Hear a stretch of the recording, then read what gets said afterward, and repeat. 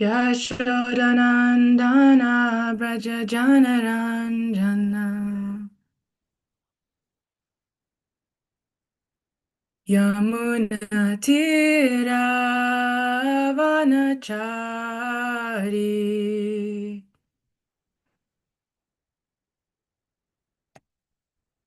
Jaya Radha Madhava Kunja Bihari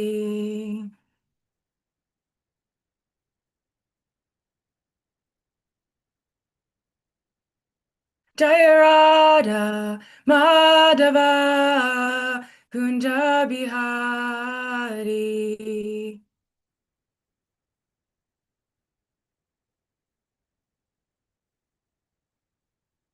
Jaya Gopi Janavalabha Girivardhari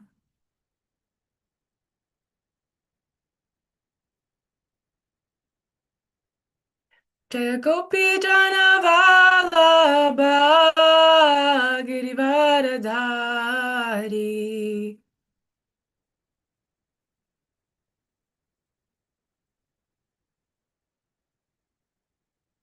Yashodanandana Braja Janaranjana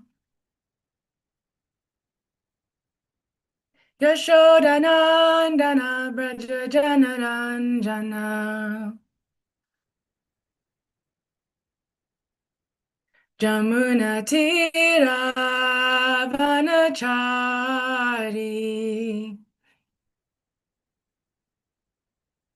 Yamuna Tira Vanachari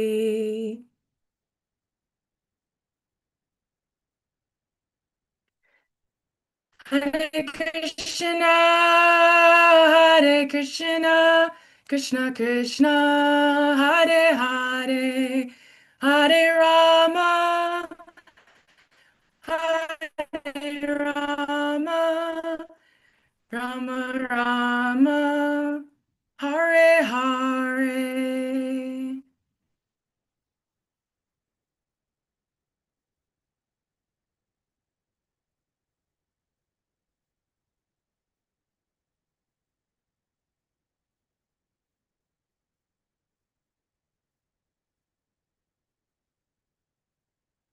Hare Krishna, Krishna Krishna, Hare Hare, Hare Rama, Rama Rama, Hare Hare. Jaya Radha Damodara Radha Damodara Radhe.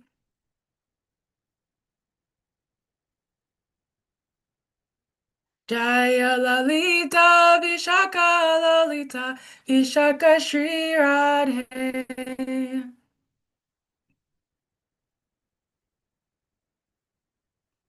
Jaya Nitai Gora Sundar Nitai Gora Sundar Gora Hari. Jaya Jaya Prabhupada Prabhupada Prabhupada Jaya Srila Prabhupada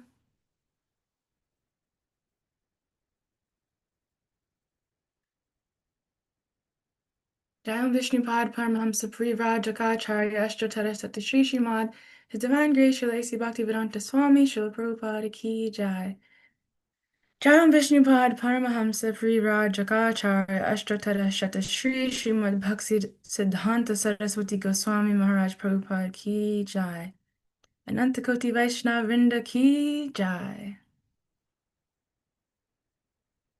Om Namo Bhagavate Vasudevaya.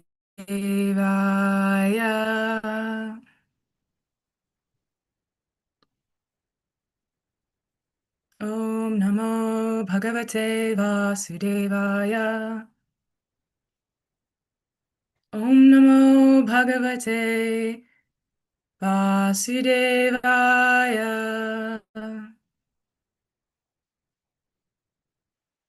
Narayanam Namaskritya Naram Chaiva Narottamam Devim Saraswatim Vyasam Tato Jayamudirayat. Before reciting the Srimad Bhagavatam, which is the very means of conquest, one should offer respectful obeisances unto the personality of Godhead, Narayana, unto Narayan Rishi, the supremmost human being, unto Mother Saraswati, the goddess of learning, and unto Srila Vyasadeva, the author. Shrinvatam Svakata Krishna, Punya Shavana Kirtana, Hridyantasto Bhadrani, Vidhunoti Suhritsatam. Sri Krishna, the personality of Godhead, who is the Paramatma Supersoul in everyone's heart, and the benefactor of the truthful devotee, cleanses desire for material enjoyment from the heart of the devotee who has developed the urge to hear his messages, which are in themselves virtuous when properly heard and chanted.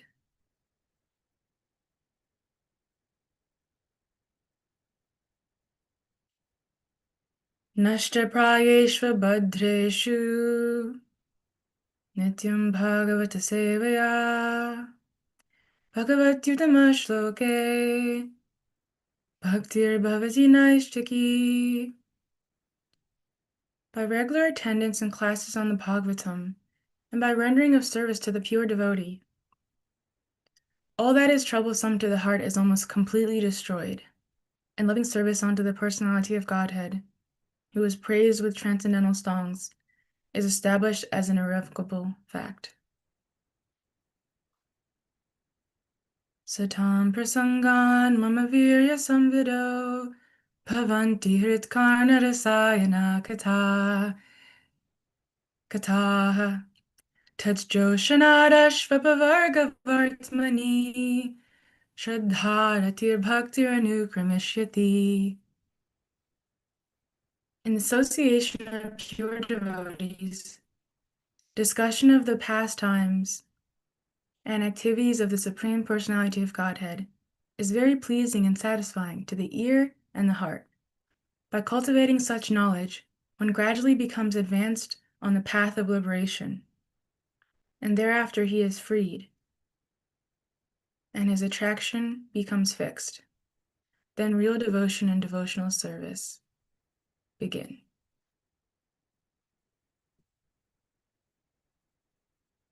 Reading from Canto 7, Chapter 2, Text 12.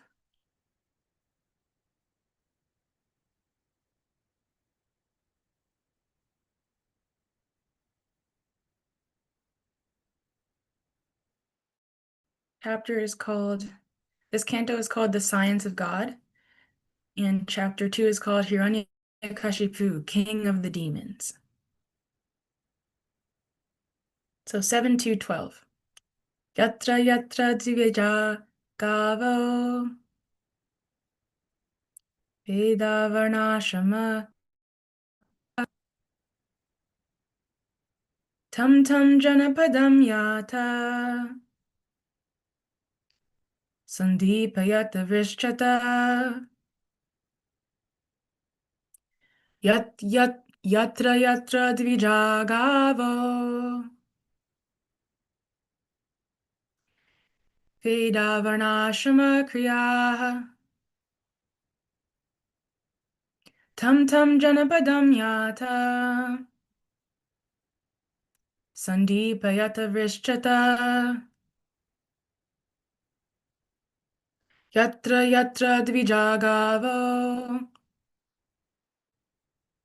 Veda varnashama kriyaha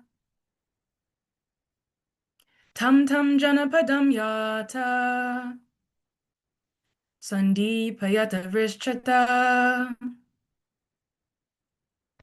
Anyone like to repeat? I would like to repeat. Yatra yatra tibija gavo Vena Vasha Veda Varnashrama Kriyaha Tam tam janapadam yata sandipayata vrishchata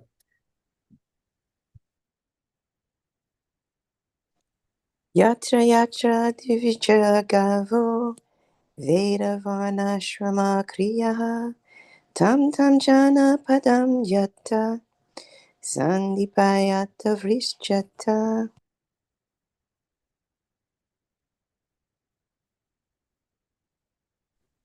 Yatra yatra vijagavo Veda vanashrama tatam janapadam yatta sadipayata vrishchata.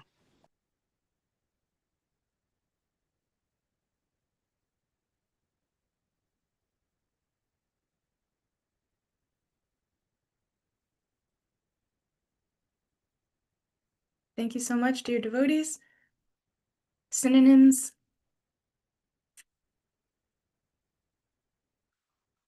yatra yatra, wherever. Dvijaha, the brahmanas. Gavaha, the protected cows. Vedaha, the Vedic culture. Varna ashrama, of the Aryan civilization of 4 varnas and 4 ashramas. Kriyaha, the activities. Tum tum, that. Jana padam, to the city or town. Yata, go. Sandipayata, set fire. Vrishchata, cut down. All the trees. Translation and purport by His Divine Grace, Srila A.C. Bhaktivedanta Swami Srila Prabhupada. Ki Jai. So this is Hiranyakashipu talking. Translation. Immediately go wherever there is good protection. He's talking to his demon associates. So translation. Immediately go wherever there is good protection for the cows and brahmanas, and wherever the Vedas are studied in terms of the Varnashram principles. Set fire to those places and cut from the roots the trees there, which are the source of life. Purport. The picture of a proper human civilization is indirectly described here. In a perfect human civilization, there must be a class of men fully trained as perfect brahmanas. Similarly, there must be kshatriyas to rule the country very nicely, according to the injunctions of the Shastras. And there must be vaishyas who can protect the cows. The word gavaha indicates that cows should be given protection. Because the Vedic civilization is lost, cows are not protected, but instead indiscriminately killed in slaughterhouses. Such are the acts of demons. Therefore, this is a demoniac civilization. The Varnashram dharma mentioned here is essential for human civilization. Unless there is a brahmana to guide, a kshatriya to rule perfectly, and a perfect vaishya to produce food and protect the cows, how will people live peacefully? It is impossible. Another point is that trees also should be given protection. During its lifetime, a tree should not be cut for industrial enterprises. In Kali Yuga, trees are indiscriminately and unnecessarily cut for industry, in particular for paper mills that manufacture a profuse quantity of paper for the publication of demoniac propaganda, nonsensical literature, huge quantities of newspapers, and many other paper products. This is a sign of a demoniac civilization. The cutting of trees is prohibited unless necessary for the service of Lord Vishnu. Yagyarthat karmanonyatra loko yam karma bandhanaha.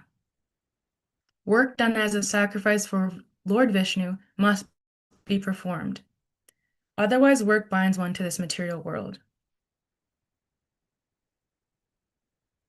But if the paper mills stop producing paper, one may argue, how can our ISKCON literature be published? The answer is that the paper mills should manufacture paper only for the publication of ISKCON literature, because ISKCON literature is published for the service of Lord Vishnu. This literature clarifies our relationship with Lord Vishnu, and therefore the publication of ISKCON literature is the performance of yajna. Yagyartat karmano nyatra, loko yam karma bandhanaha. Yajna must be performed, as indicated by the superior authorities. The cutting of trees simply to manufacture paper for the publication of unwanted literature is the greatest sinful act. Om Jnana-timirandasya Jnananjana-shalakaya Om Jnana-timirandasya Jnananjanam-shalakaya Chakshun-militam yena Tasmai Shri Gurave Namaha Shri Chaitanya Manobhishtam Stapitam yena bhutale Swayam Rupa Kadamahyam Dadati Svapadantikam Vandeham Shri Guru Shri Yuta Padakamalam Shri Gurun Vaishnavanscha Shri Rupam Sagrajatam Sahagana Raghunathanvitam Tam Sajivam Sadvaitam Savadutam Parijana Sahitam Krishna Chaitanya Devam Shri Radha Krishna Padan Sahagana Lalita Shri Vitamscha Hey Krishna Karuna Sindho Dinabandho Jagatpate Gopesha Gopika Kanta Radha Kanta Namostute Tapta Kanchana Gaurangi Radhe Vrindavaneshwari Vrishabhanu Sute Devi Pranamami Hari Priye Vancha kalpatarubhyascha kripa sindhubhyeva cha patitanam bhavanebhyo vaishnavebhyo namo namaha. Namo Vishnupadaya Krishna Preshtaya Bhutale Srimate Bhaktivedanta Swaminiti Namine Namaste Saraswate Deve Gauravani Pracharine Nirvishesha Shunyavadi Paschatya Deshatarine Jai Shri Krishna Chaitanya Prabhu Nityananda Shri Advaita Gadadhara Shri Vasari Gaura Bhakta Hare Krishna, Krishna Krishna, Hare Hare, Hare Rama, Rama Rama, Hare Hare. Translation again. Immediately go wherever there is good protection for the cows and brahmanas, and wherever the Vedas are studied in terms of Varnashram principles. Set fire to those places and cut from the roots the trees there, which are the source of life. So welcome everyone to this morning's Srimad Bhagavatam class. Glad to have you all here and dive into this amazing text from Srimad Bhagavatam. So the context here is that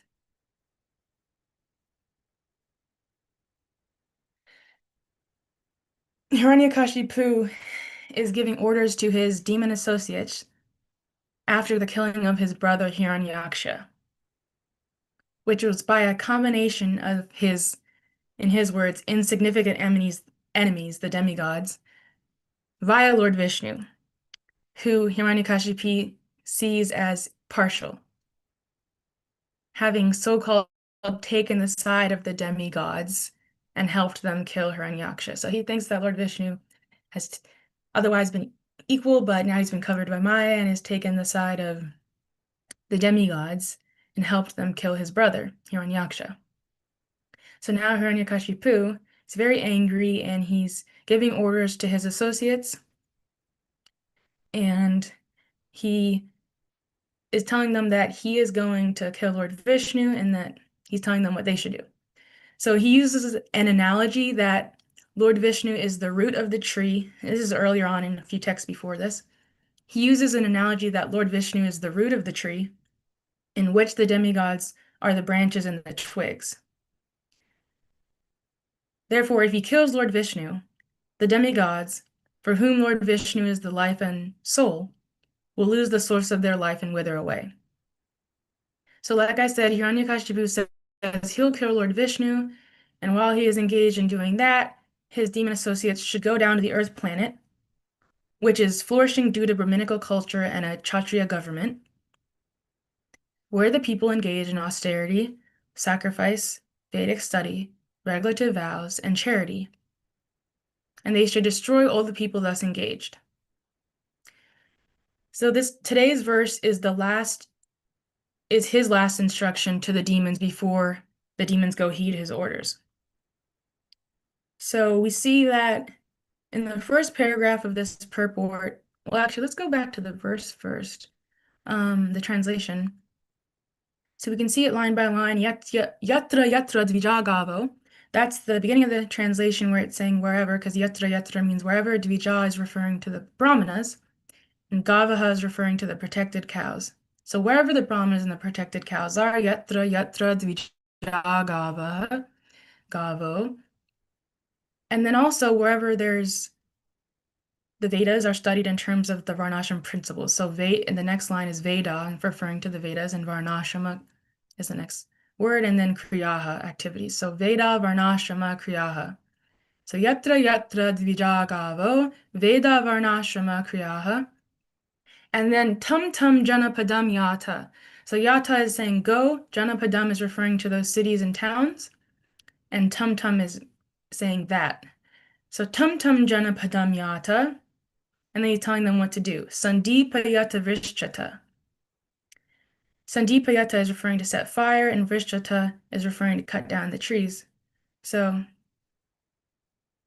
that's like the second sentence of the translation. The last two lines of the verse relate to the second and last sentence of the translation. Tum Tum Janapadam Yata. So go to those places, and Sandipayata Vrishchata, set fire to those places and cut from the roots the trees there, which are the source of life. So here again, he's referring to the source of life again. Before he was saying Lord Vishnu is like a tree, which is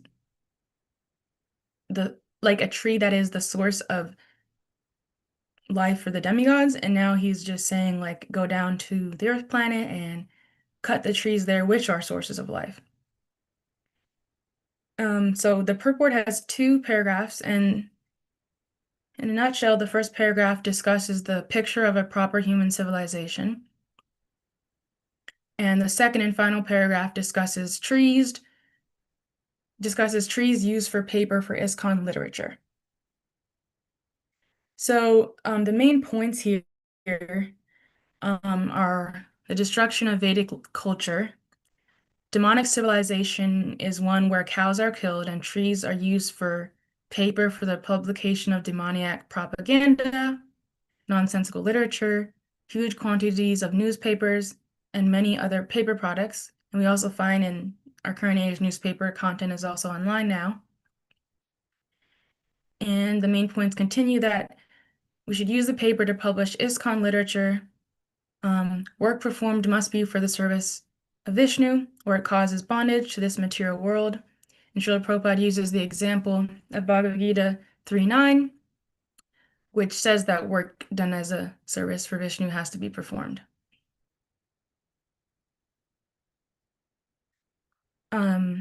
We can see in the purport, like I said, there's several main points, and I said one of them is that demonic civilization is one where cows are killed and trees are used for, and then it lists all the things for publication of demoniac propaganda, nonsensical literature, huge quantities of newspapers, and many other paper products.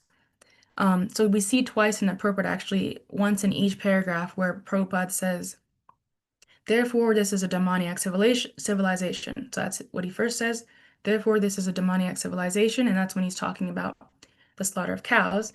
And then in the second paragraph, he says, this is a sign of a demoniac civilization, and that's when he's talking about trees used for unwanted literature, trees used for the manufacture of paper for unwanted literature.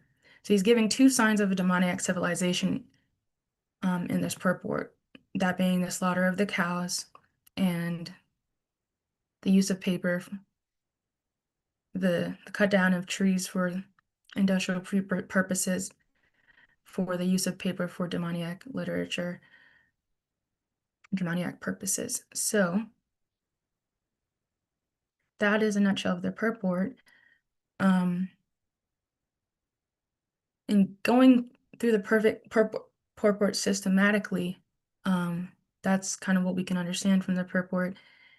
And like I said, he uses Bhagavad Gita 3:9 twice in the purport to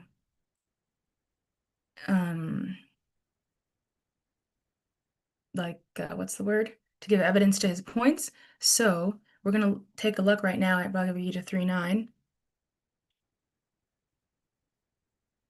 So that verse says, Yagyartat karmano nyatra loko yam karma bandhanaha tad artam karma konteya mukta sangha samachara. Work done as a sacrifice for Vishnu has to be performed. Otherwise, the work causes bondage in this material world. Otherwise, perform your prescribed duties. Therefore, perform your prescribed duties for his satisfaction, and that way you will always remain free from bondage. So this purport to Bhagavad Gita 3:9 also has two paragraphs. The main point of this whole verse is perform your work for Vishnu, otherwise work binds you to this material world. So in the first paragraph of Bhagavad Gita 3:9, the first paragraph discusses that work must be done, and that yajna means Lord Vishnu, or sacrificial performances. So Prabhupada makes a profound point about working in Krishna consciousness as a sacrificial principle, stating, quote, the Vedas enjoin, yajno vai Vishnuhu. In other words, the same purpose is served whether one performs prescribed yajnas or directly serves Lord Vishnu. So whether one performs prescribed yajnas or directly serves Lord Vishnu. He continues, Krishna consciousness is therefore performance of yajna, as it is prescribed in this verse. End quote.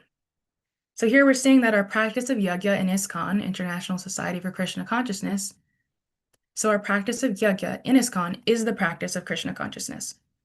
That's our yajna. And he continues that line of thought to bring up Varnashram, saying, quote, the Varnashram institution also aims at satisfying Lord Vishnu. Varnashrama charavata purushena para puman Vishnu aradhyate, Vishnu Purana 3:8:8. End quote. So thus both today's verse and the verse quoted in today's purport reference Varnashrama. And then moving on to the second paragraph and final paragraph of Bhagavad Gita 3:9, we see that this paragraph, this second and last paragraph, says that since work has to be done, therefore work for Vishnu, otherwise receive reactions. And to work for Vishnu, you need guidance.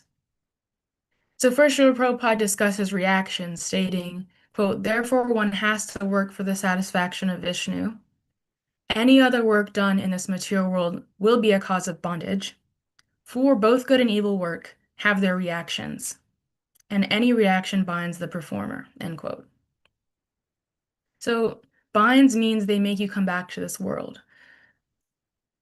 So like if you do good, you'll have to receive pious reactions, excuse me, and come back to the material world bound to receive those reactions. If you do bad work, you have to come back here to receive the impious reactions to your work. So come back to the material world bound to receive those reactions. And work for Vishnu does not cause reactions. You can make a note of that. And then Srila Prabhupada discusses that one must, in the beginning, receive expert guidance for how to work in Krishna consciousness to satisfy Krishna or Vishnu. Quote, one should therefore act very diligently under the expert guidance of a devotee of Lord Krishna, or under the direct instruction of Lord Krishna himself, under whom Arjuna had the opportunity to work, end quote. So he's saying in so many words that you need a guru to guide you. We hear in Bhagavad Gita 4:34, Tadvidi pranipatena pariprashnena sevaya. The guru imparts knowledge onto you because he has seen the truth, and we understand that that knowledge can guide our actions. So we know that devotees of Krishna, they help us apply the scriptures. So we can't just study the scriptures on our own. We need these sadhus who have understood how to apply these scriptures in our everyday lives. For example, it's good to hear lectures from gurus or sadhus who are living this practice, living the Gita. And for example, there's actually a book by Prabhupada Priya Prabhu called Living the Gita, which is, as she puts it, a Bhagavad Gita for our time. So it says with English translation and complete commentary by Prabhupada Priya. So I've been reading that book, and she basically goes through all the verses of the Gita, giving translations and her commentaries. Yeah, she is a very well-known devotee in ISKCON. She's a Bhaktivedanta, and is part of many initiatives. It's pretty astonishing, actually. If you go on Audio ISKCON Desire Tree and read her bio, it's like, wow, she's amazing. So I just inserted that short glorification of a devotee of Krishna there, and gave this Living the Gita book as an example of hearing the application of scripture from sadhus. So the way she does it is she groups texts together. Sometimes she does just one or multiple, but she'll like say, for example, in chapter 6, the yoga of meditation, text 1 through 4, true renunciation. And then she does a bold paragraph that just gives a translation of all those texts with like a little subtext, what's the word? Whatever, whenever you make a tiny number next to after each end of each verse so that you know which words in that paragraph are referring to which verse. And then she just has a commentary that explains those verses. So it's nice because each of the verses has like a heading of what it's talking about, each like section of verses. And then she gives her commentary. And then after the commentary, she gives a little italicized preview of like, okay, so now that Krishna's done this, he said this, next verses he's gonna say that. Or like it just summarizes what those verses did and what the next verses will do. So I didn't plan on sharing all that, but that's the way she does it, and her explanations are very practical for this age. So we're grateful that Srila Prabhupada has encouraged us all to write our realizations and help each other apply these teachings in this age. Oh wow, there's only 6 minutes left. Interesting. So we've delved pretty so far into the main points of this text. It's going to go a little bit more into it and some ways we can apply it in our own lives. My understanding of Srila Prabhupada saying that one should therefore act very diligently under the expert guidance of a devotee of Lord Krishna, or under the direct instruction of Lord Krishna himself, and then in parentheses he says, under whom Arjuna had the opportunity to work. My understanding of that is that your average devotee like me in this world, I'm not under the direct instruction of Lord Krishna himself. Like, I'm not like standing on the battlefield talking to him. I can look at the Gita and hear that all those instructions are for such a person as myself. That's what Arjuna is representing, for us all to hear those instructions. We also understand from someone, I remember they said you can like write your name, comma, like in front of like any text, and then like as if like, okay, this is Krishna addressing this to you. But we need the guru to apply these teachings. We need the expert guidance of a devotee of Lord Krishna. Also, just thought it was interesting, this word satisfaction, that we're saying, activities should be performed for the satisfaction of Krishna. This is another word that we hear in the Gita, where one of the austerities of the mind is to practice satisfaction. There's also a cool, I remember Gari Krishna Prabhu mentioned it in one of his classes. I think that's when Krishna and someone else were in Gurukul, they were taught, I think it was like how to be satisfied in any circumstances, or how to be, there was a specific word used, maybe it was content or satisfied. And I thought that was like such a cool practice to learn, like no matter what circumstances you're in, you're taught to be satisfied.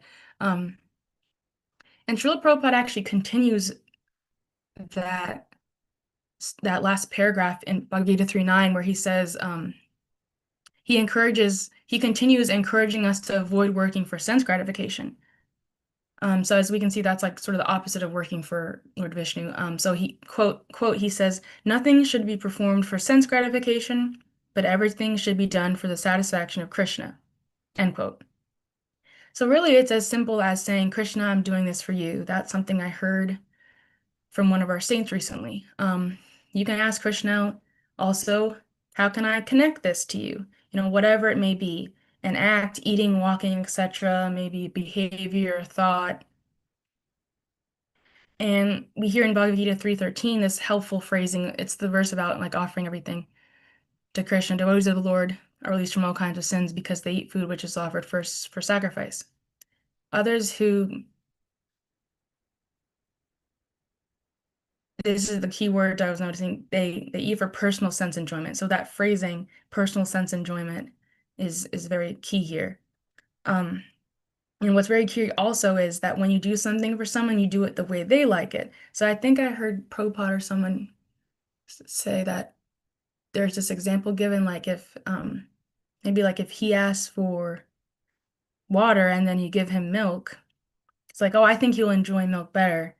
Um, that's not like serving them as they asking you to serve them. So Krishna has already told us, thankfully, how to serve him. And I was thinking as we were saying the initial prayers to this class, like, the prayers in glorification of Srimad Bhagavatam Narayanam Namaskritya Srinatam Svakata Krishna, Nasta Prayeshu Bhadreshu, and Satan Prasangan Mamavir Samvido, and then also saying the Mangalacharna is just appreciating that Lord Krishna has given us the way to please him. He says, engaging Bhagavatam class, it'll cleanse your heart, and then slowly we'll come to him. And then we also see the whole parampara of people who have come before us that we can praise in the Mangalacharna, like, Rupa Goswami, etc., who are giving us the strength to give these teachings to others and to each other, and just repeat exactly what we've heard, like a mailman doesn't change the message in the mail. And Srila Prabhupada continues and concludes that purport of Bhagavad Gita 3.9 with something inspirational, saying, quote, "This practice will not only save one from the reaction of work, but also gradually elevate one to transcendental loving service of the Lord, which alone can raise one to the kingdom of God," end quote. So I just thought that was beautiful, because yay, we get love of God or love in action. Because when I read that, it just sounds like, okay, soon we're going to get love of God if we keep practicing working for Krishna. But he actually uses the word, you'll elevate one to transcendental loving service. So it didn't say love of God, it said transcendental loving service, but we understand that love is an action. And we love through this action. Wow, so it is already 7:45. I'm just going to say a few more things. I wanted to note some interesting Sanskrit in these two verses, the verse from today and the Bhagavad Gita verse quoted in today's verse. So for example, in the verse from today, we hear Gavaha, the protected cows. And Srila Prabhupada emphasizes this word in the purport. We also hear yatra yatra, wherever. So this is also like yada yada in Bhagavad Gita 4:7, or also yada tada in another Bhagavad Gita verse. So this is something you see in Sanskrit where it goes like yada tada or yatra tatra. It's a sort of like a construction. So yada tada would be when, then. So yada yada hidamshta, when this happens, then I come to annihilate the miscreants, etc. So here we hear yatra yatra, wherever, and then instead we hear tum tum, that. So he's saying like in that place. So Lord, so Hiranyakashipu, not Lord Nrsimhadev, I don't know why I went there. Hiranyakashipu is saying yatra yatra, wherever these devotional things are happening, tum tum, in that place, destroy everything basically. And then Bhagavad Gita, we hear the word in 3.9, we hear the word mukta sangha. So it actually is translated as liberation from association, and we're hearing how you can become free from bondage. And in that verse, we also hear the word artha come up multiple times. So yagyartat, done only for the sake of Yagyar Vishnu, and tad artam, tat of him, artam for the sake. So in both these places, we see that artha is meaning for the sake of, and yagya for Lord Vishnu. So yagyartat and tadartam. So like the verse is yagyartat karmanonyatra, your activities for him. Yagyartat karmanonyatra. Tadartam karma konteya. So perform them for him. And another meaning of arche is also wealth. So we see that in, I think it's Bhagavad Gita 7:16, but or near that number, where we hear the four people who come to Krishna consciousness. And I think one of them is artha arti, seekers of wealth. Anyway, that word comes up there somewhere. And so like I said, the points of interest are like the destruction of religion.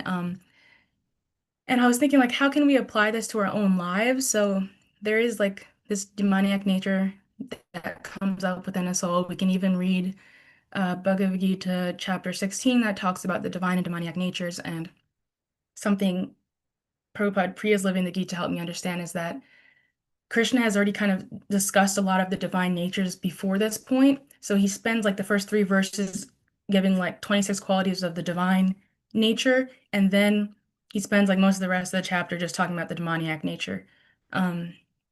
But because we all have this tendency for demoniac nature within us, I was thinking about how our mind can be our enemy.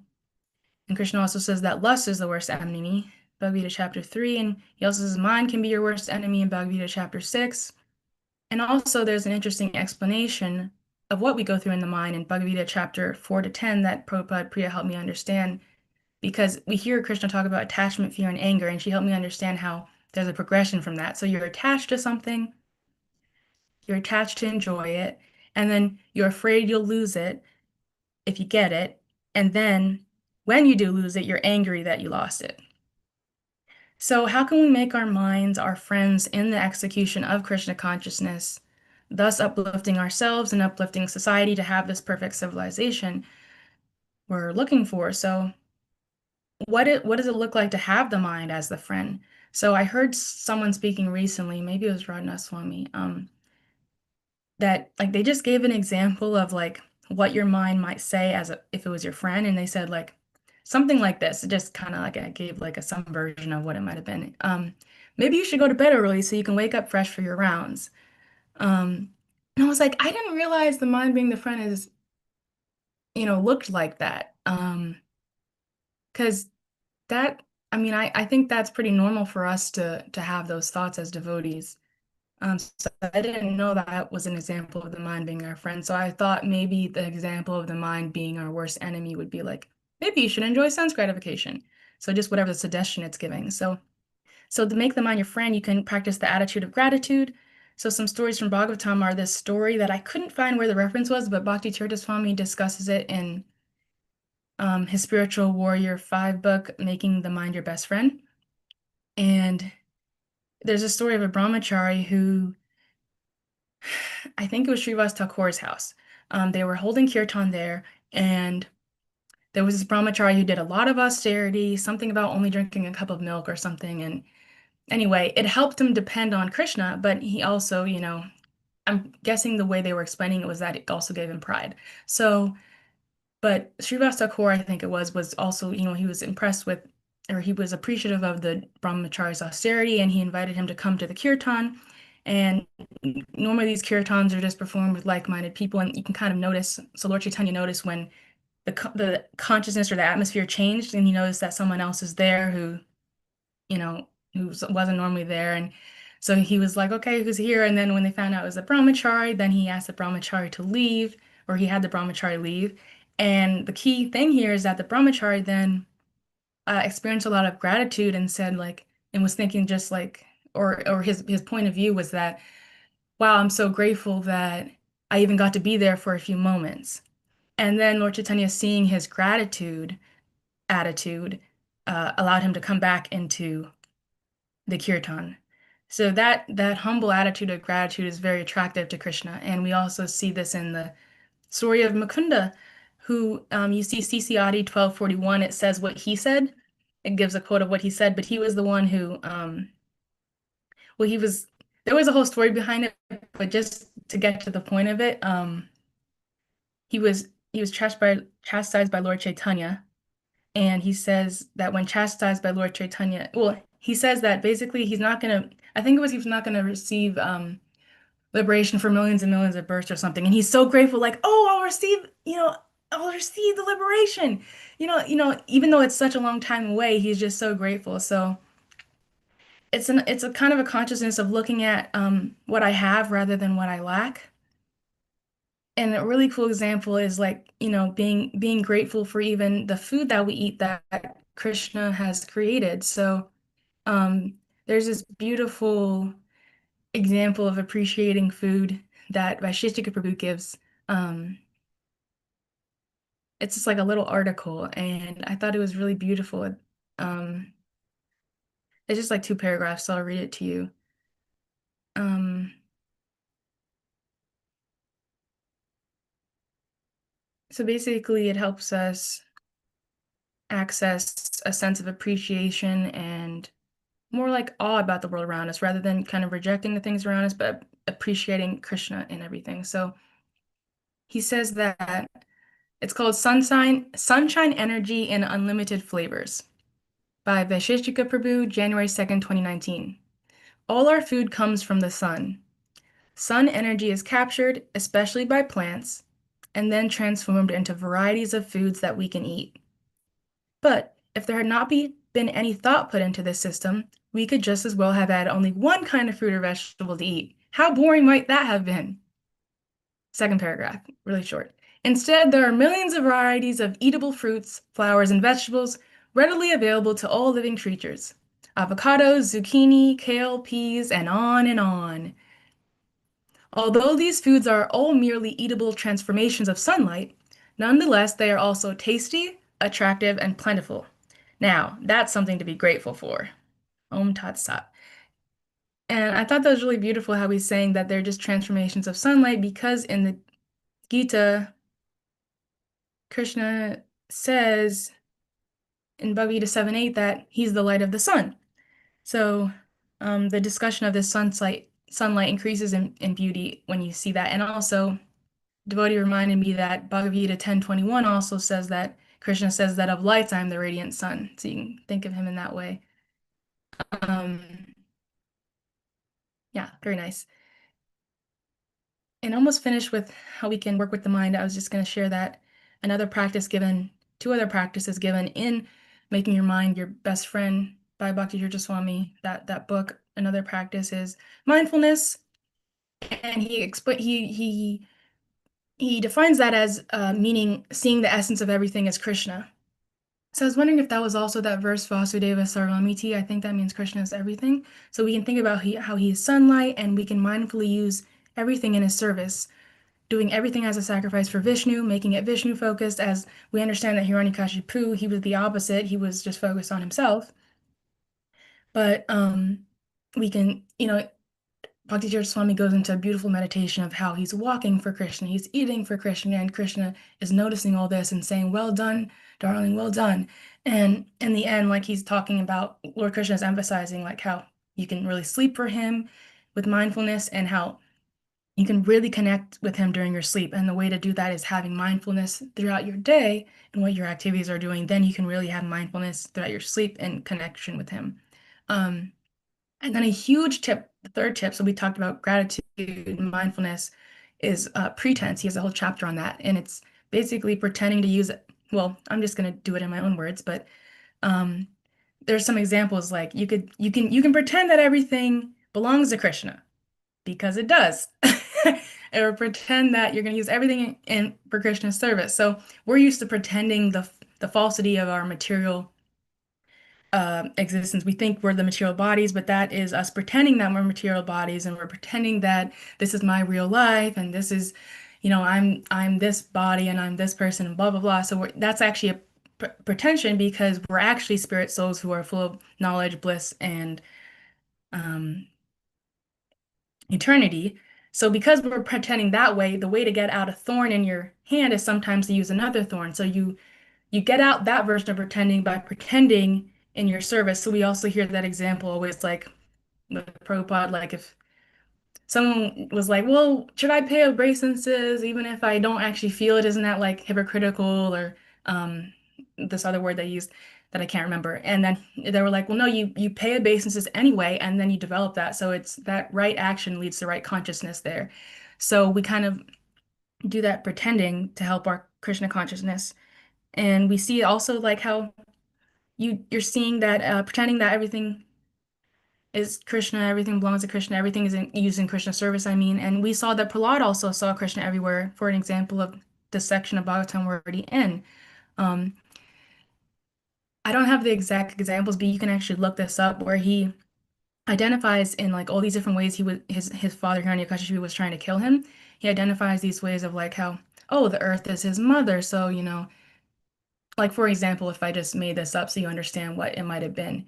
Oh, the earth is my mother, so when I'm thrown off a cliff, like she'll catch me and I'll be safe. Like it was things like that. Or like someone was his uncle. So basically we can be like him and pretend that Krishna exists everywhere because Krishna does exist everywhere, but we're just pretending like he doesn't. Um, so if any of you have seen I know Mother Jambavati got a chance to see the Hiranyakashipu movie that just the Maha-Avatar Nrsimhadev movie that just came out. It's really beautiful and it focuses on Prahlad's devotion to Lord Vishnu, to Krishna, and seeing Krishna everywhere. Um, and by having a humble heart, um, that's how you can be qualified. And it's basically the ISKCON relevance of this verse is use all things in Krishna's service.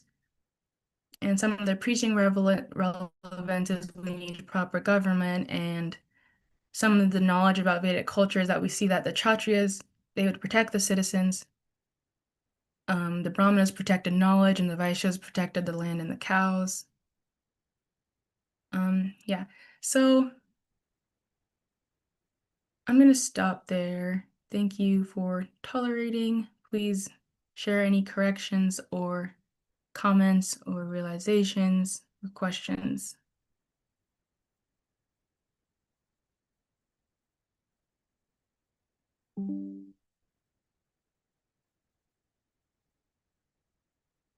Hare Krishna Janavatsala Devadasi. As always, a beautiful, beautiful, beautiful class. Um, I just want to say, in terms of the movie, it's very, very powerful. And what I really appreciated, you were talking about humility that was always exhibited by Prahlad, and the manner in which they were able to exhibit those micro expressions, even though it was an animated movie, was just amazing to me. I mean, they exhibited, his humility, you could see it, his gratitude, all those little micro expressions. I don't know how they did it, but they did. My only um, feedback about that movie was that when Nishringade finally came out, I thought that his face was too tame. I was expecting it to be a lot more fierce, you know. It almost looked like a cat, like a pussy cat. That was my only thing. But, you know, Ranath Maharaj says that the beginning of disappointment is having expectations. So that was my only disappointment in that movie. But it was a great movie, though. I would recommend if anybody can see it to please do so. I understand that it's also available in YouTube. However, I don't know if it's in English, but I know that it's in Hindi. Um, yeah, so you can also see it on YouTube. And if you know anybody that speaks Hindi, obviously you can refer them to the YouTube version. Hare Krishna. Have a wonderful, wonderful day, Jana Vatsala. Oh, wonderful sharing, Mother Jambavati. Thank you so much, and thanks for telling us it's also on YouTube. Um, give you for Prabhu, and thanks for the comments in the chat too. Hi, Krishna. Thank you so much for your class. I think one of my favorite parts was when you talked about how to make our mind the friend, because I think sometimes in devotional service we can focus on like, oh yeah, I'm not supposed to do this, and this is sense gratification, this is this, but then we can forget like, okay, well, what do I do instead? Or what does it look like? What's it look like when I'm, doing it the proper way? So I appreciate that not only were you sharing like but like what we don't want to do, but also like, yeah, here's what we can do to help cultivate so our mind can be our friend. And I love that you shared from Bhakti Maharaj's book that I'm currently reading that. So I just was reading that section on healthy pretending rather than our unhealthy pretending that we do. So I was so excited when you started talking about that. Thank you so much for your class and all the stories you told. It's so rich, like just it was so rich with examples and um what we can do. Like I really appreciate all of the efforts that you put into the class. You could give us a full just like a full like Yashade said in the chat about a feast. Like you just gave us everything there in one class. Thank you so much. And yeah, appreciate you. I appreciate your classes and thank you so much for your time with us today, giving us so much. I appreciate your gratitude always, Devaki, and always sharing your realizations. Thank you for what you shared just now, and appreciate all of you. And I forget what else I was going to say. So, Mother Kishori.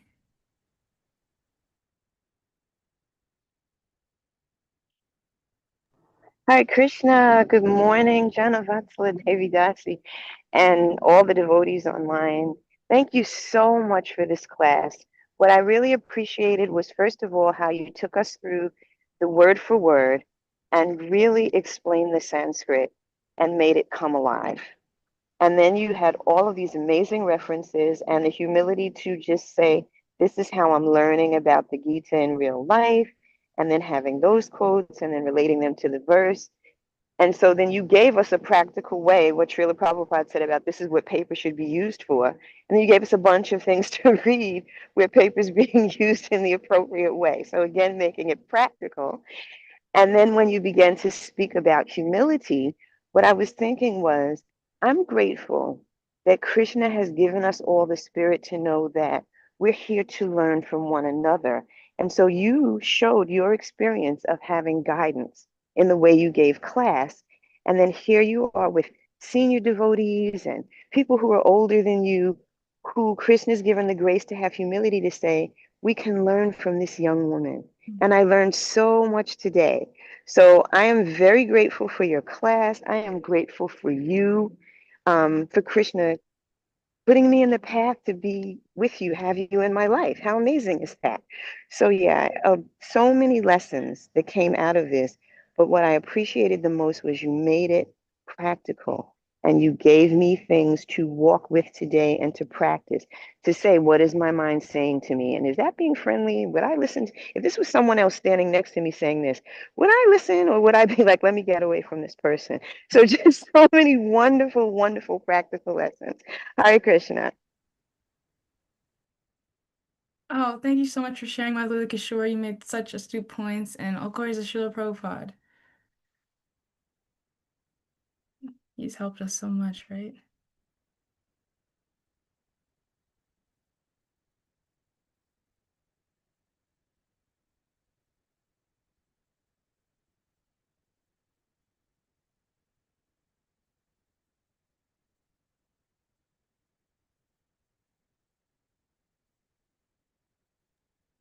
Can I just share one more thing, Shanna?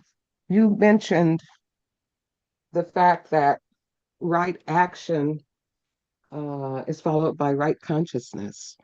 And um, that is so true.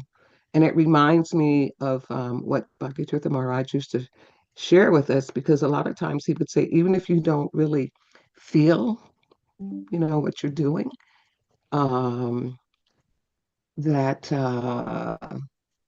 you fake it till you make it, basically.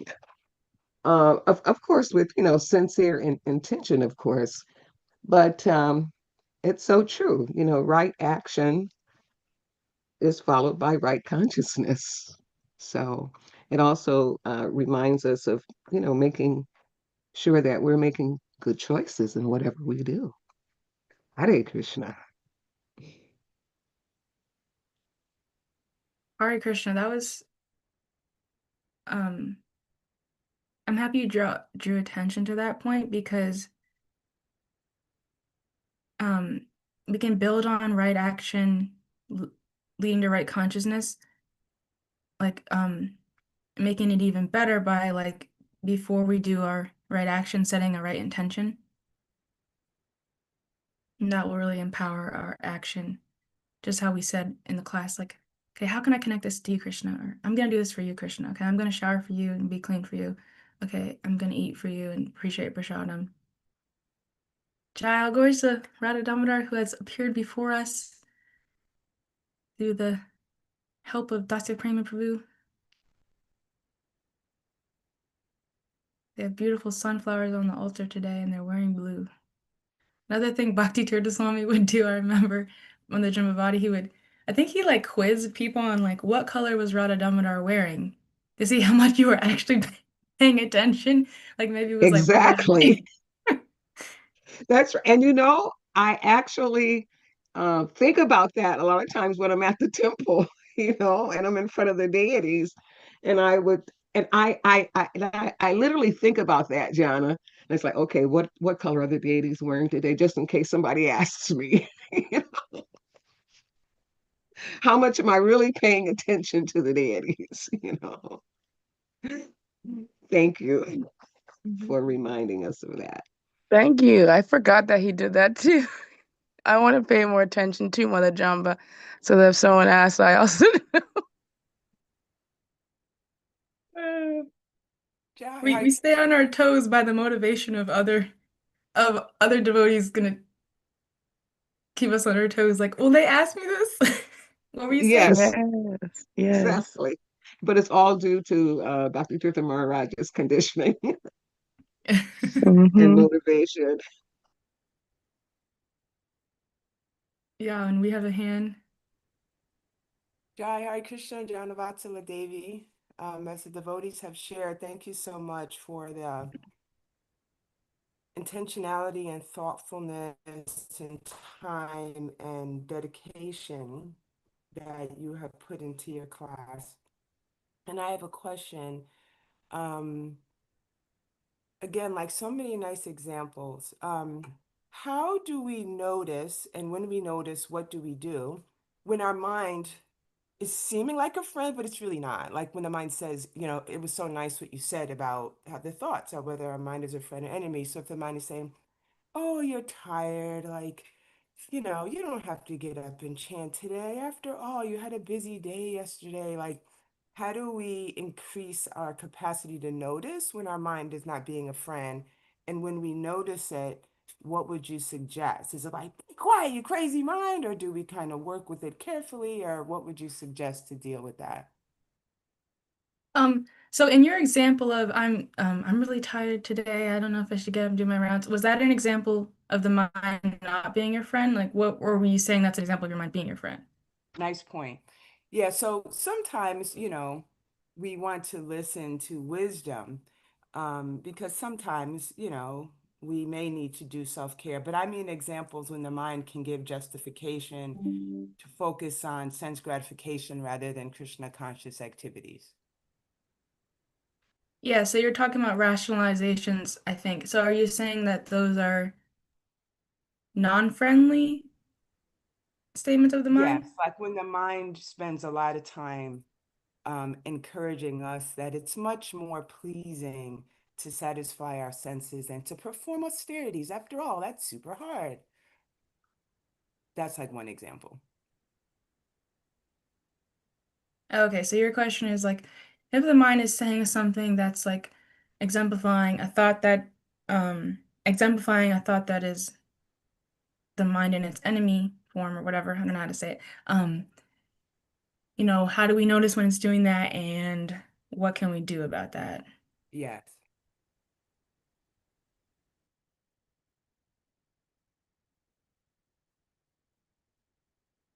One thing I think would be good to sort of read about rationalizations and like, Great Sai is discussing that so we can understand that more. So like see if like there's some discussion of that by Bhakti Tirtha Swami. I think he has like reflections on sacred teachings and he talks about rationalization so you can already know um what kind of examples to watch out for of those thoughts that might come up. So that's how you can notice them more. And then, so that's the answer to the first part of the question. I see you unmuted. Mm, No, no, I'm just being unmuted so I can respond a little. And then what can we do when we notice I think the second part was, oh my gosh, it's Venu Madhurya Prabhu in the screen. Oh, glories to him, our friend. So, when our mind is, the next question, right, is like, what can we do when we notice our mind giving us an enemy thought, right? Yes. So if my mind says, for example, oh, you're too tired to get up out of bed right now. You should keep lying down. After all, you gotta take care of the body first. And Bhaktivinoda Thakur says the order is health, sadhana, service. So you gotta take care of your health first. So, you didn't get enough sleep. And then you can also combat it with your own spiritual thoughts, like you can send rationalizations back. Well, actually, part of my health is prioritizing my sadhana. So I actually have to make sure my sadhana is good for my health to be good. And you can also question, like, okay, but did I already get enough hours of sleep today? So are you just making that up that, like, well, you need more sleep? Um, like, is there a cap on what you're saying, mine? Like, how much sleep are you actually trying to get me to have? Or like, um,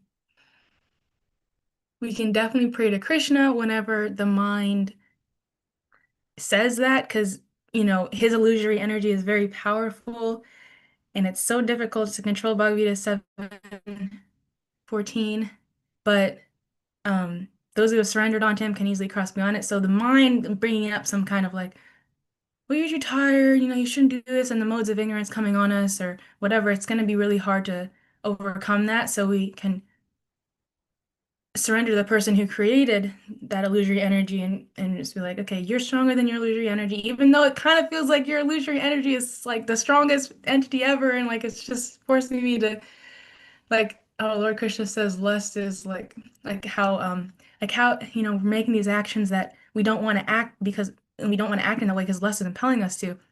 Um, like Arjuna asks Krishna about that. So I think that might have been whenever Krishna says lust is the greatest enemy. So uh, but whether that's true or not, that's just what Krishna talks about. And it's like um, we can pray, and then there's that example like the trying to cross the ocean, like or whatever the example is exactly like it can shrink down to the size of water and a hoof's footprint that you can easily cross over. So Krishna helps us cross beyond it by prayer. So we can pray, we can like talk back with the mind and kind of like sort of try to like intellectually challenge it and like win the argument or whatever. But since the mind is also like a child, like I'm not sure how much it's gonna listen to your logic and what it just wants to play. So another thing we can do is like Krishna says, like whenever the mind wanders, bring it back. So just think of a Krishna conscious thought, and think, I'm gonna please Krishna with this thought. And something I was doing the other day when I couldn't get up out of bed because um was applying something that we saw in the Lord Nrsimhadev movie, which is actually like Prahlad Maharaj. You saw in so many instances throughout the movie where he would just start going like Om Namo Bhagavate Vasudevaya, Om Namo Bhagavate Vasudevaya, Om Namo Bhagavate Vasudevaya, and he would just start praying. And it's just like such a repetition. It becomes a mantra that just, you know, goes on loop. So I was just like laying down like, okay, Om Namo Bhagavate. Like at first it was so many thoughts, but how am I gonna do this? How am I gonna get up and make sure these things are done before I go to work? And then I was just like, Om Namo Bhagavate Vasudevaya, and I just said it like a bunch of times, like 7 times, like, please Krishna, let this help me get out of bed. And then and then I was able to get out of bed. And I so then this morning also like I just thought about that and I jumped out of bed and I was like, ah. So I think like it's kind of like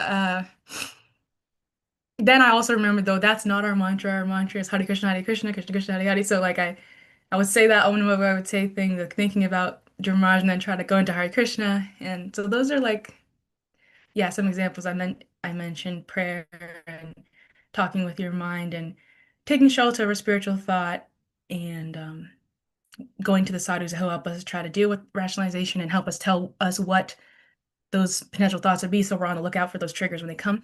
And I hope that helps. You stopped your hand being raised, so maybe that addressed it. And then Dave Pretty, your hand is raised.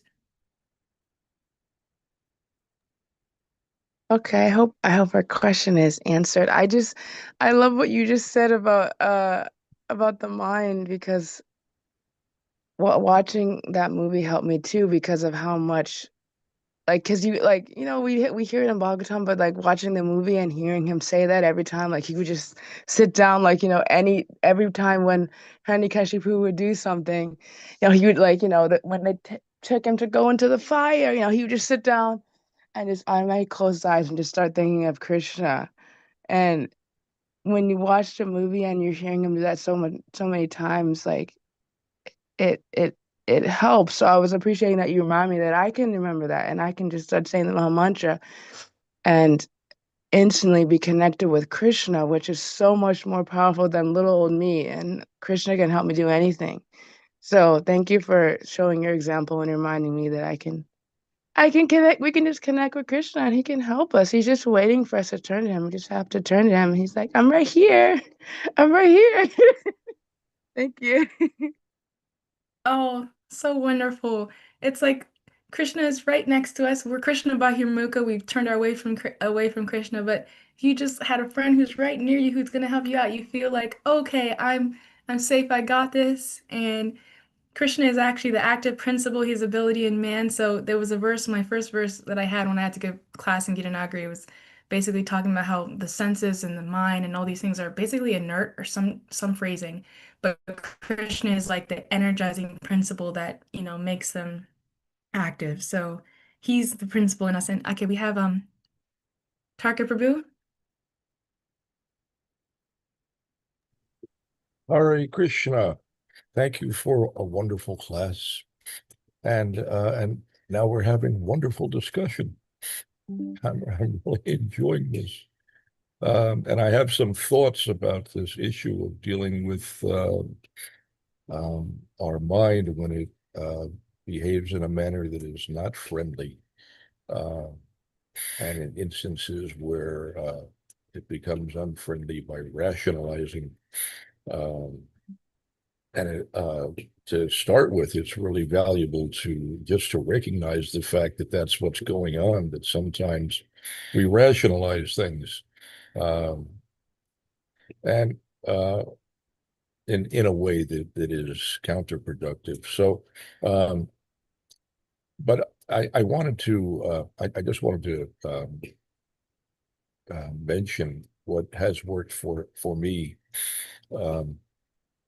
because my mind is ethically unruly and unfriendly, and it's always been a challenge. But so Krishna says that for one who has conquered the mind, the mind is the best of friends. And one who has failed to do so, the mind will remain the greatest enemy. So the mind has to be controlled. And there's different methods for how one can control the mind. One method that Krishna suggests in Bhagavad Gita is the Ashtanga Yoga system, which is ultimately rejected, just too difficult in this age. But we have a really practical and easy process that has been promoted by our acharyas and or Chaitanya, um, and it starts with simply chanting Hare Krishna, um, which does a whole bunch of things for us. It purifies the mind to start with. It empties the mind of so much garbage, and purifies the mind. The mind naturally becomes more friendly and less unruly. But above and beyond that, by chanting, and not just chanting, but it's actually everything that we do, all of the things that have been prescribed by our acharyas, all the specific points of our sadhana, rising early, attending Mangala Artik, seeing the deity, um, chanting the Lord's holy names, offering Artik to Srimati Tulsi Devi, hearing Srimad Bhagavatam, and on and on. All of these things help to convert our mind into a friend instead of an enemy.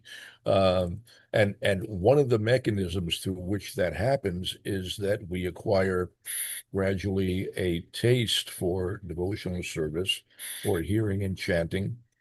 And as that taste increases, we become enthusiastic for those transcendental activities. And to the extent that when our mind offers suggestions of sense gratification,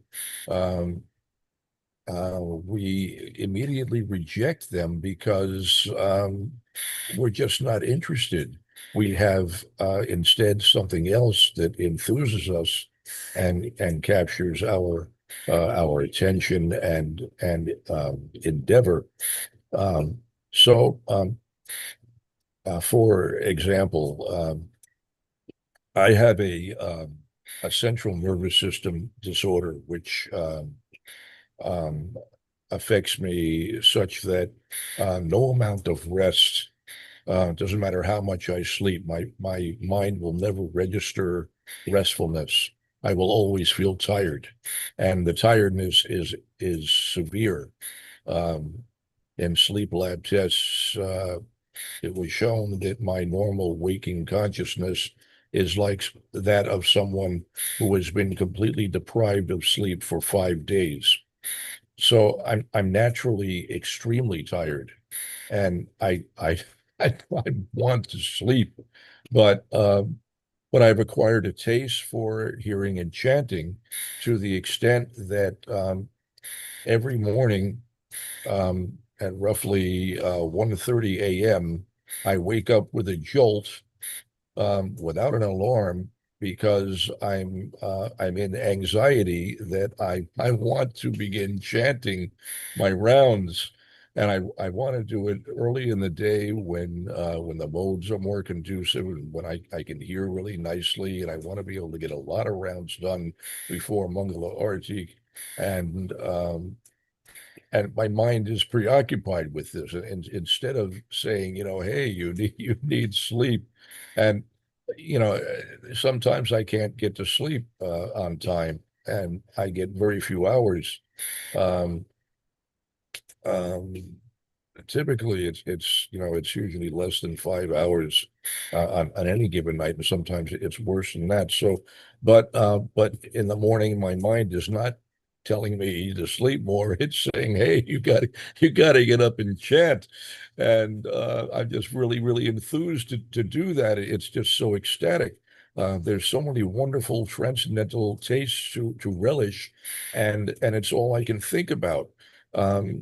I every morning before Mangala Arati, I chant a chapter of Bhagavad Gita, and I chant both the Sanskrit and English, and then I chant the Sanskrit of Brahma Samhita, and the taste of this chanting is so delicious. It's so wonderful. I I wake up every morning because I'm just thinking about, when can I begin chanting? There's a specific time that I begin chanting every day. It's around a little after 4 a.m. Um, time so that I finish just before Mangala Artik. And I'm just full of this enthusiasm to hear and chant. So there's no room for my mind to suggest anything else. I just want to hear and chant, and I think about it all day long. I enjoy it so much that if I have a spare moment anywhere else in the day, I do more of the same chanting. Um, it's just delicious. So um, the program that we've been given is very wonderful and perfect. And it may take some time to purify our hearts and to acquire a substantial taste. Um, it takes a while to clear anartas and so on, which will interfere with our ability to relish that taste. But if we stick with the process, it absolutely works. And all of these different problems, like controlling the mind and so on, they all everything is taken care of. It's wonderful the way it works. It's so perfect. So anyway, that's my thoughts. I often hear devotees describe different techniques that they have for trying to deal with this and that, and so often they have questions. How do I deal with this, and how do I deal with that, um, and my thought is always just simply that it's the answer is everything that we do. It's our whole program of Krishna consciousness.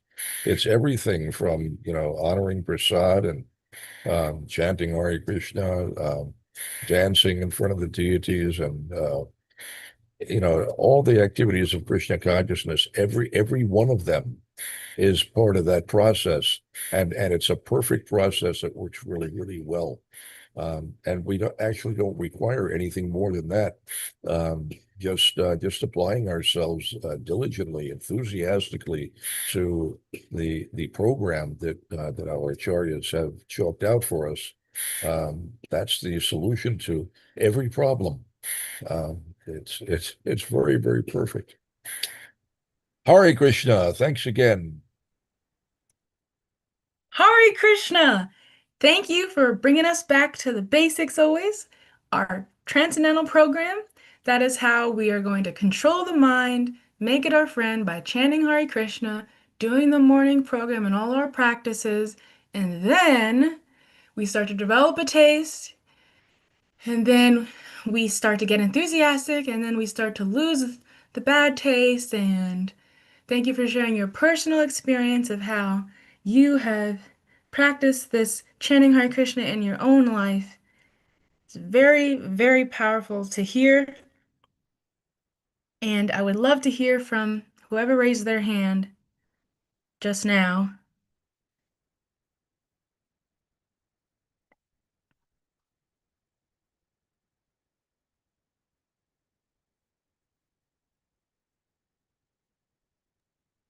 Ja, Please Hare unmute. Krishna. I have, um, Jana? Yes. Hare Krishna, I just have the same enthusiasm you have for Taraka Prabhu. Thank you so much for sharing your personal experience. Thank you for your enthusiasm, and thanks for taking the time to just show practically how this process works. And one thing that really stood out for me, I used to have much worse, sleep problems than now, but every now and then, and as you described, yours is, you know, worse than mine. So I just thank you for your endurance because you're dealing with such a body that's so hard. But sometimes if I wake up like really, really early and it's like, oh, I can't sleep and you feel that anxiety. But I just love what you said. It's like, whatever time it is, don't become distressed. It's like, oh, it's an opportunity to chant. Like, so thank you for not only just sharing the process, but sharing your experience and what you do daily, and to help us all have that beautiful vision of, what our process has to offer as it unfolds and as we attempt to take it seriously. So thank you so much, Tarika Prabhu. Yeah, I thought you were going to share an appreciation of what Tarkabu said the same way I did, which is probably why you put your hand down because I was saying what you were going to say. One other sentence I did not get to say in response to Tarkabu is you also told us exactly what to do with all these, how do I deal with this questions? It's the answer to all of these issues is progressing through our practices. Doing our practices is how we are going to deal with all of this.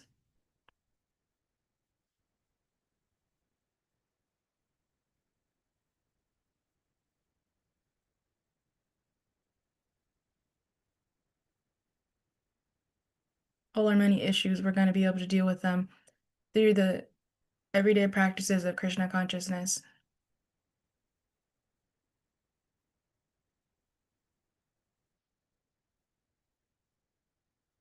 Well, Harichakra Prabhu, do you have any realizations?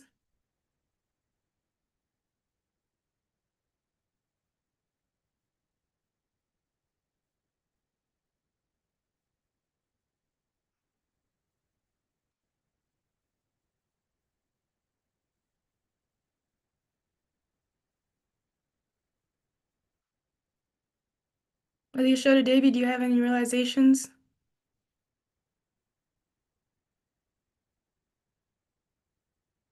In one word? Hare Krishna. Thank you for the class and happy to see you. Hare Krishna. Thank you. Thank you so much. You make us proud. Haribo. Hare Krishna, happy to see you as well. You guys are why I'm here today. All glories to you. Maybe Harichakra Prabhu cannot give us one comment or answer. Dr. Prema Prabhu, can you give us one statement, realization, how you're going to practice Krishna conscious today? One word.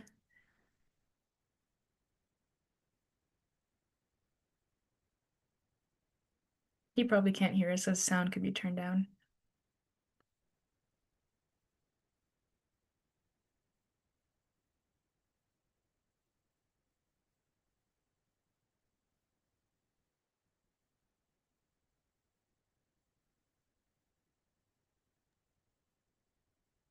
Haribo, yeah, I can hear.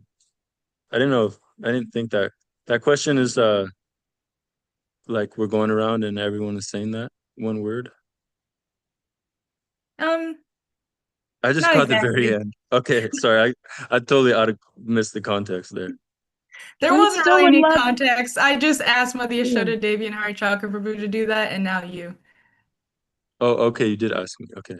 We One would word, love to how hear. Yes, we would love to hear from you, Dasha Thank you Prabhu. for doing it, Prabhu. oh here, yeah. What, can you see him? No, he just switched off. No, the video's off. Well, devotees. Yeah. Yeah, Hare we're back. Krishna.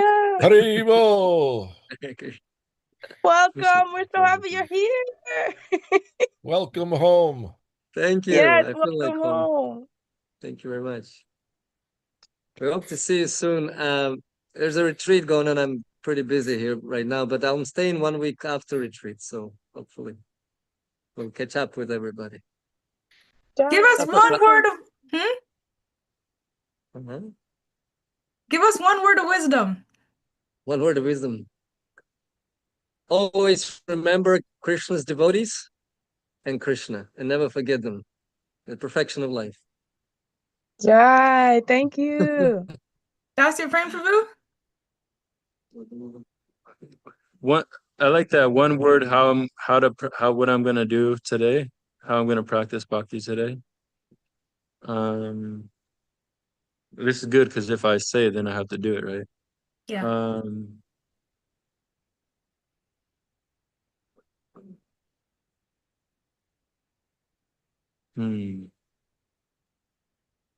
Today I'm gonna practice bhakti with enthusiasm. Enthusiasm. Jai. Srimad Bhagavatam ki jai. Jai. Welcome to the assembled devotees. Hare Hare Krishna. Krishna. Hare Krishna. Jai Srila Prabhupada. Jai. Jai Srila Prabhupada ki jai, Vaishnava Jai. ki jai. Jai.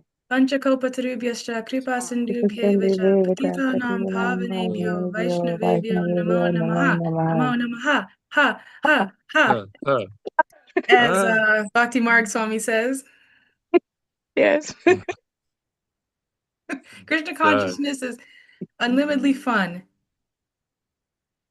Nice. Krishna. Hare Hare Krishna, Krishna. everyone. Thank Hare you. Krishna.